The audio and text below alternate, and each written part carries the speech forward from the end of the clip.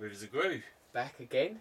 Grue entry, is it V1.2? What does that mean anyway? Oh, fuck it. I don't know. People wanna rip them off the internet and put it into their own personal DVD collection with chapter selections. The vault. Yeah. The dark vaults. If you do want to collect our archive and put it into a DVD, that'd be great for us because I can't bother to do it myself. So do it, send it to us, we'll even sign it for you and send it back and rip a copy for ourselves as well. Yeah. And you can be a part of the family, perhaps. Be a part of the family. It's a good family. It's a good family to be in. So what we got? What we got this week? Well, first of all, just in case there's any new viewers and you didn't see the last episode, Silent Shadow. Crimson Quill. I just want to apologise for my greasy look. I've come from the gym tonight, as you can tell. We've come into some wax. Nice t-shirt. Oh. Name drop. It's got to be a name drop, hasn't it? Name drop. If you haven't seen this film, we're going to be doing a little piece on this next weekend. A special. And you should know about it by now. I think if you've been reading anything on Rivers of Grue, you'll probably know about this. So I'll say no more. But next weekend, yeah, next weekend savage. is a special. Oh, dedicated to the family, to the extended family. Bloody red bow. It's going to be good. Cool. So what we got? What we got this week? Right, this week we're going to quickly recap on what we spoke briefly on Blood Runs Cold last week. Yes, yes. I hadn't seen it, so I stole it from the vaults. You got away with it. And watched it. I did. You got away with it. I thought I got away with it. Watched it. Thoroughly enjoyed. I loved it. It was awesome. I scored it a point lower than yourself. You gave it a 6, yeah? I gave it a 6. I mean, that's above average, man. There's nothing wrong with a 6. I loved it. I thought it was great fun. I thought they did an extremely great job for as you said, the budget. I never once felt like I was watching some sort of quickly, mashed together film. Loved it. I thought it was brilliant. I just thought maybe every now and again the slight end product was slightly let itself down. I just wanted to be rewarded a little bit. They built some really great tension in there. Yeah. Just maybe a slightly bigger cast because they sort of wipe the cast out bloody quick, and then you're only left with like 1 or 2 people, and they do a great job in carrying the film. And it would have been just a little bit nicer to see more of him because he was one creepy motherfucker, man. Yeah, it's a nice little intro though to what could be if they carried on with it. Because I guess that's why the low cast is there because $5,000. Yeah. I mean. That wouldn't even get like a Gucci handbag, would it? No, fuck no. I doubt it. Not that we're, going to be walking around with one of them. No. Mothers, unless we stole one off someone. Beat their still, heads in with it. It wouldn't look good, would it? No. Wouldn't look good. But, you can't wear that with this, can you? No. But actually, going quickly back to what you said about the beheading in it, you said it was one of your favourite beheadings ever? Yeah, it's not. I mean, you've got beheadings and you've got beheadings. I mean, if you watch The Orphan Killer, sorry, I'm going to drop it in again. Drop a name. But, there's a head carving in that, and that's serious. With that, it's quick, it's nasty. You get to see the facial expression. I love the best thing about the best bit about it is that he goes in and then he just sort of twitches his wrist like he's pulling a wank off. Yeah. Boom! This fucking head goes flying. And it looks fucking awesome as well. It didn't even look shit. It looks. No, they done awesome. well. They done really well with that. And I loved the way he moved around because he ran and stuff, didn't he? And you never ever found out really even if he was a bloke. I kind of got the distinction he was because he had like a but you have no idea of who he was. They don't. Nah. He's just some dude. Well, just some dude. And sometimes it's nice to watch something that's they not got the plot. Yeah, they didn't. Yeah, there weren't a 20-minute ending with this is why he done it. Yeah, because he was wasteful. His dad walked out on him when he was 4, and his mum said he couldn't have a PlayStation for Christmas. I'm gonna go kill him. It was just Xbox, Xbox, Microsoft. They just did it because that's the way he lived. He just really has a bit of a chip on his shoulder, really. Yeah. So anyway, I loved it. If you get a chance, people would pick this one up. It's on for it says running time on the back. It's like an 84 minutes. It's on for about an hour and 15 minutes. A really nice watch. A few little jumpy moments in there. Great fun. Recommend. So Blood Runs Cold. Great fun. What's next then? You're jumping in. Am I going next? Yeah, you go for it. I've been waiting for this moment. Right, Grue heads. Every now and then in a person's life, there's one film It just does something to you. Just does something. If you read the appraisal for this, got an 8. You know, it's no masterpiece. You'll know that I'm pretty fond of Extro. This film. Where do I start? Where do I start with Extro? Well, I do. It's shameful.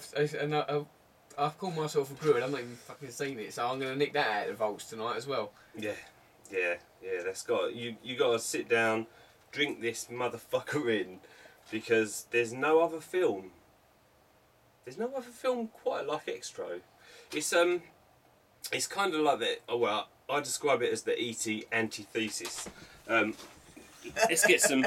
We want to get that face up close, right? This is very similar to the old VHS sleeve, but they've just jazzed it up. This come in a 3-film box set, and 2 of the films would make excellent coasters for your coffee, but they'd probably curdle the milk.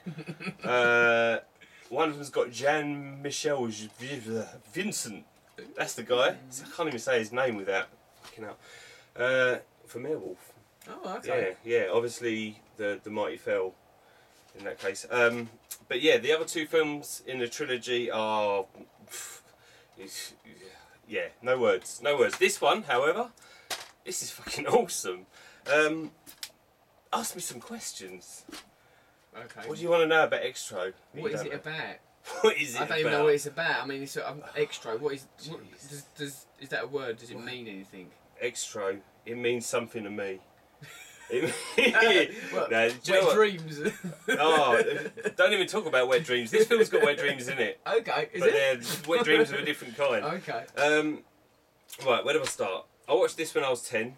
It was the first film I rented on my brand new VHS player. VHS for younger listeners. Yeah. VHS is like the record, isn't it? Yeah. Music sort of thing. You know, you all used to your DVDs now and, you know, downloads or whatever, but VHS.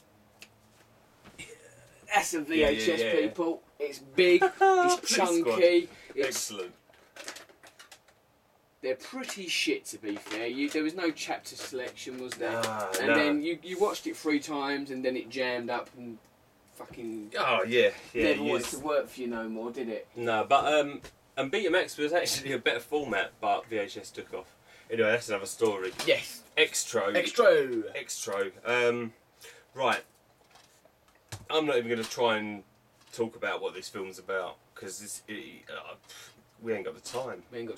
Alright. I mean, it looks to me it's like an alien monster movie. Just by looking at the cover, I'm judging it by its cover. Alien monster movie. Am I right in thinking that?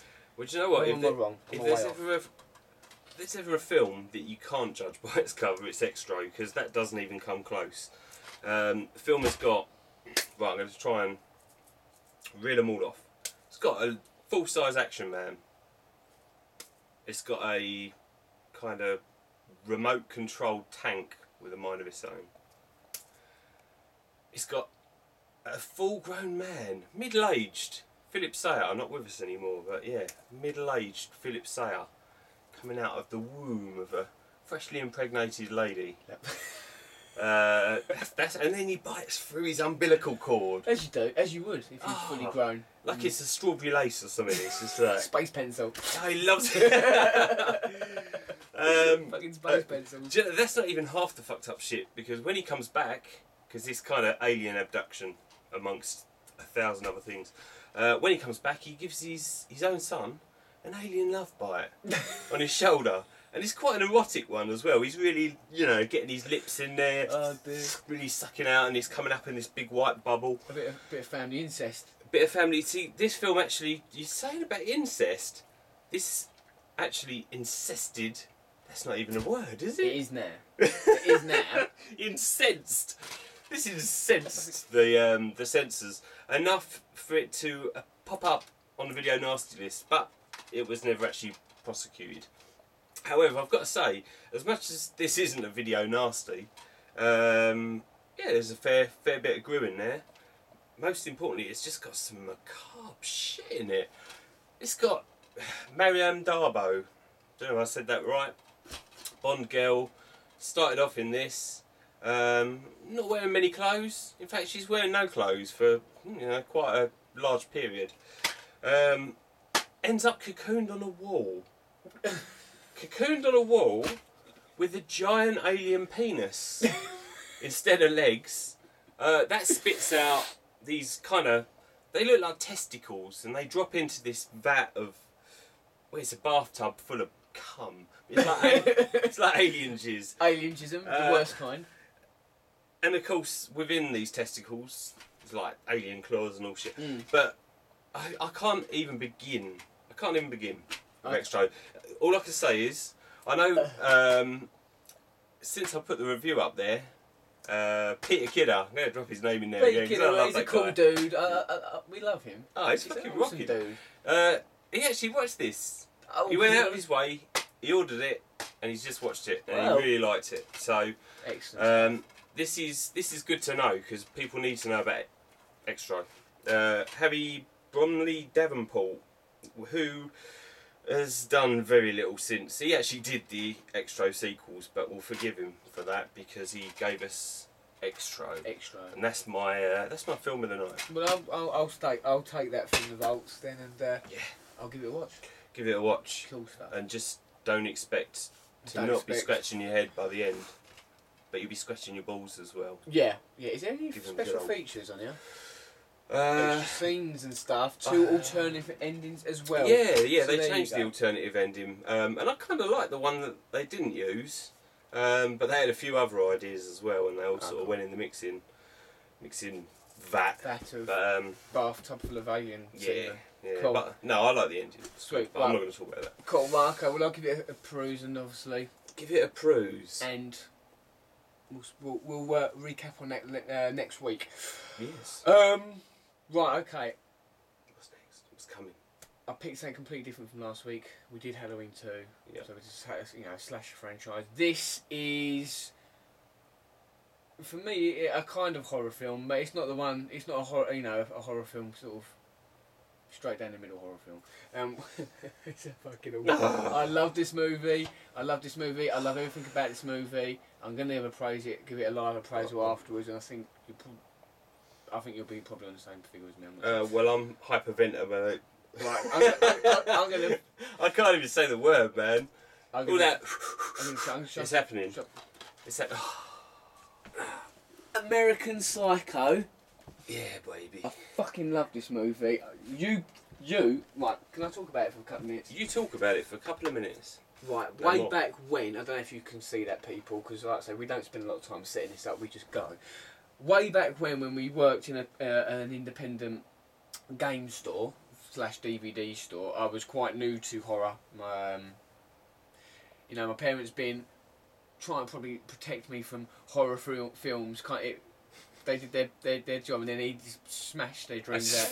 So I was like 15 when I first met you, and he was like, "Oh, dude, you got to watch all these horror films. You got to watch these horror films." And so it was like I was watching like 10 horror films a week or whatever it was. And then he hands me this film. I was like, "Oh, American Psycho. Is it like a remake of Psycho?" And he's like, "No, it's nothing like that. He didn't tell me nothing about it. He just said, go watch this movie."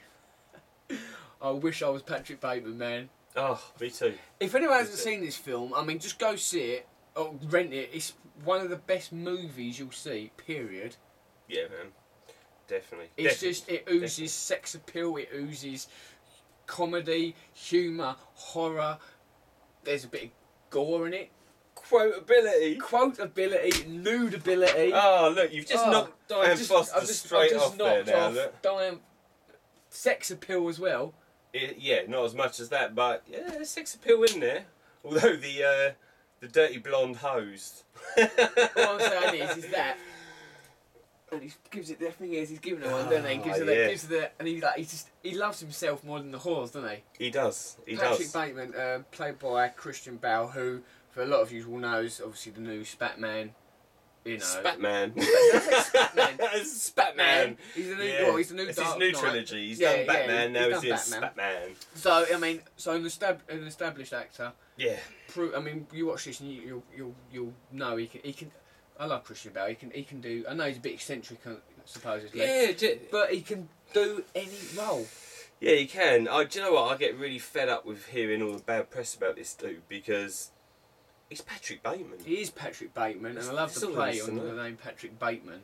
Yeah. Because it's Patrick Bateman as in Norman Bates from Psycho, and I actually read out they did that on purpose as well. Yeah. Which I think that's cool. I love. Yeah. I love nice shit touch. like that. I love all that stuff, man.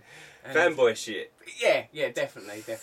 And a great supporting cast. I mean, Willem Dafoe's in it. Mm-hmm. He's awesome. I love Willem Dafoe. He's a creepy motherfucker. Oh, You know. Platoon, one of my favourite films. Elias. Elias. But no, I love this movie. It's got some, like you say, you go on the journey with him, don't you? Because you never know what he's quite think. You never know if he's losing the plot, or if he's with you, if he's if he's sane. I mean, you'll be watching him for 10 minutes on screen and he's doing whatever. He walks up to a cash machine, he puts his card in it, and then it just comes up with "Please insert cat." Feed me a stray cat. Yeah, that's it. Yeah, and he looks at it, he just picks his cat up and starts fucking mashing it into the screen, and then this old deer walks past, and she's like, "What the fuck?" And he's just, and he's acting like it's cool, like there's nothing wrong. And then he gives the bum a lecture, doesn't he? Why don't you go get a job, man? don't get me started. There's too much. There's too much quotability in this film. I actually done an article just on the quotes. I mean, I did end up with a little gallery of Chloe Sevigny. You haven't even mentioned that yet. When you said Defoe, I love Willem Dafoe, man, but you haven't mentioned. Sorry, man. Do you know what though? Reese Witherspoon's in it as well. I mean, she don't get nothing out, but I mean, probably more recognisable than the others. Yeah. As in a name drop, Leaves me a bit flaccid. To be fair, she's probably the weakest part of the movie because it's like you've got this sort of really sort of iconic cast, and then she's sort of like the, I don't know, like the teen. She's the Reese Witherspoon. Yeah, it's just she's a bit. I mean, Patrick Bateman fucks off though, doesn't he? He's like, I've got no time for it. He's supposed to be getting mad to her, and he's like, oh fuck. Then she puts like a reindeer antler on him at a Christmas party, and then he make a comment about wanting to like disembowel her or something over dinner or something like that. It's mental, isn't it? Yeah, you can see why. This is actually, it's a fucking serious film.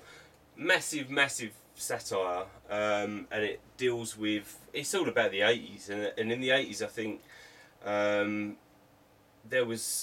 it almost got to a point where it was really hard to have an identity. Everyone was following the trend, and he touches on that because he's a big fan of Phil Collins, Studio. Yes, he does. He does love Phil Collins. And Huey Lewis, and the wonderful news that he carries around with him. Yeah, and that's the bit with the axe and the raincoat. Yeah, and Jared Leto. And he's hopping around, isn't he? Yeah. And he does that little cool dance thing that cracks me up every time. Ah, it's brilliant. And then poor old Jared Leto, I mean, the guy got the shit punched out of him in Fight Club. Yeah. And he gets an axe in the head for his troubles here.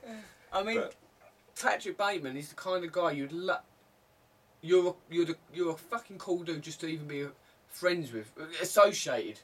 You'd be lucky to be associated with him because he's just. But if you have a fucking better business card than he's got, you're in all sorts of trouble. Yeah. Don't he? I mean, didn't he kill someone because they had a better business card than him? Oh, he hates it. Don't he? He can't deal with that shit. If someone's got a better business card, that eats him up at night. He lays there quivering in his bed. There, you can see his fucking. I mean, Christian Bale's got. He can act without even speaking. And his face is sitting there. He's like. He's seriously pissed off, and he plots how to kill someone and get away with it. But is he doing it? Because you're left quite open in a way to sort of make your own mind up whether he's imagining it all or if it's. It kind of keeps you on your toes. If you read the novel, it's quite different to the novel actually.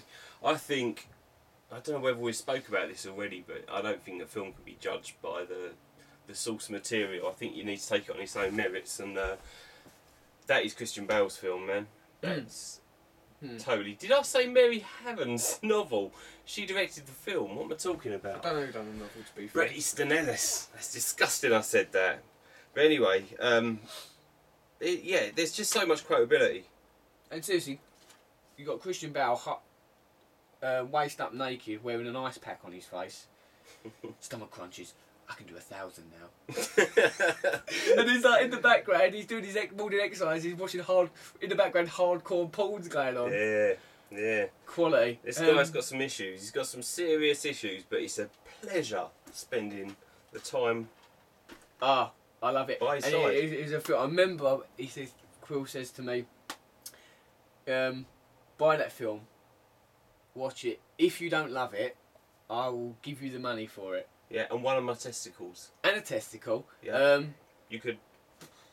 They were safe. They were safe for that one. There's a safe testicle, and money well spent for me. Love that movie. And would have only left me with 2 testicles. there was a sequel, completely different take on everything. It's just an average bit of fodder, really. It came out. I suppose it probably made its money a little bit more in the box office, but unfortunately, I don't even know if it went there. You know, I think it went straight into the down the flume. In the flume, yeah. But you know, it's great. It's just American Psycho. Seriously, if you haven't seen this movie, it's a must. I'm going to give it an appraisal now. For me, 10. It's a 10. It's a 10. I don't give many 10s. It's a 10 because it made me want to watch different types of movies. Because essentially, you're following a dude around in a business suit, and then you just see these snippets of madness. I love it when he orders his drink. He's in a bar, isn't he? And the bird goes to him, what drink can I get you? And he goes, I want to cut your head off and play with your blood. And she gives him a drink. So you're thinking, has she heard him ask for his drink, and you're hearing what he's thinking, or is he really saying that to her? You never fucking really know, do you? Nah, it's a wonderful, wonderul film. Grue had, in fact, 2 wonderful films, because this is a 10. This is a 10 in my mind. But you could never give it a 10, surely. In my mind, it's there. 10. It's actually right at the top. If I was on a desert island, I had 10 films to take with me. Would both these movies be going with you? They would. Okay, They would both be going with me, and I'm a bit freer on my 10s, because I think if a film can't be any better, fair play. This, Suspiria, Day of the Dead, Dawn of the Dead. I'll give 10s if they change my opinions or when I leave the film behind. Yeah. If I'm still fucking thinking about it, it's giving me that vibe and that. Then that's a 10 for me as 10. well. That's a 10 right away. So next week. Well, we're gonna round up now, guys, because we've probably taken up enough of your time. So next week I'm gonna watch Extra. Yeah. I'm gonna watch that. Give that a quick rundown, and then next week we're doing a special feature on The Orphan Killer. Directed by Matt Farnsworth, who stars in it along with Diane Foster. Great movie. We're going to watch it. Let's get Matt up here as well. Where's Matt? Get a picture of Matt up. There we go. We're going to, we've seen the film a number of times anyway, but we're going to watch it again. We never watched it together, have we? No. Hopefully watch it together, and we're going to do a special for them, just to say thanks, because they sent us a load of stuff, because especially Quill, really, you've been appraising them, rightly so.